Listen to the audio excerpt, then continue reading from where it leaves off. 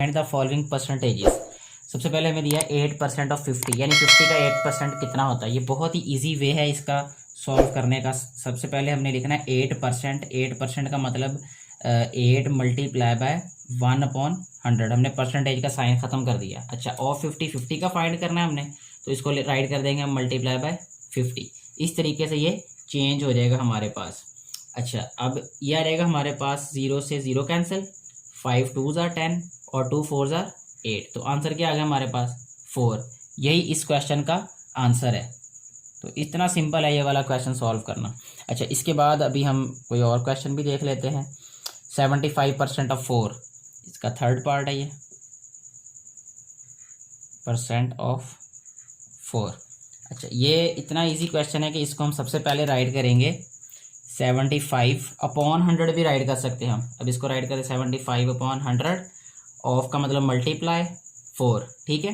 तो इसको कैंसिल करेंगे, 4 2s are 8, 4 5s are 20, 25 3s are 75। तो आंसर क्या आ जाएगा 3। तो ये क्वेश्चन हमारा सॉल्व हो गया। ये नेक्स्ट हम सॉल्व करेंगे जो क्वेश्चन वो है 3.5% ऑफ 1000। इसको हम राइट करेंगे 3.5/100 मल्टीप्लाई बाय 1000। अच्छा, नेक्स्ट स्टेप में इसको हम राइट करेंगे 100 को हम राइट कर देंगे 1000, क्योंकि इस पॉइंट की वजह से एक और जीरो आएगा, वो हम इसी 100 के साथ राइट कर देते हैं, ठीक है। मल्टीप्लाई बाय 1000, ये 1000 के साथ गायब हो जाएगा, तो ये आ जाएगा हमारे पास 35। ये आंसर है इसका हमारे पास। अच्छा, इसके बाद जो है वो नेक्स्ट क्वेश्चन हम सॉल्व करेंगे, वो है जी 6th पार्ट। ये 90% ऑफ 190। अच्छा, 90% ऑफ 190 क्या होगा।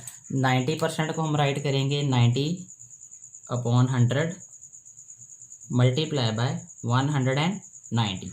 अच्छा, ये जीरो इस जीरो से कैंसिल, ये जीरो इस जीरो से कैंसिल, तो 90 multiply by 9, 9 9s are 81, 8 carry, 9 1s are 9 और प्लस 8 17, 171। ये आंसर है इस क्वेश्चन का।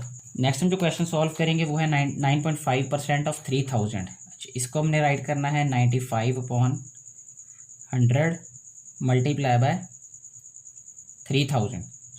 सॉरी, 95 को 9.5 लिखेंगे पहले। अब इसका पॉइंट ख़त्म करेंगे, यह आ जाएगा 95/1000, क्योंकि ये 100 है, इस पॉइंट की वजह से एक और जीरो इसके साथ आ जाएगा।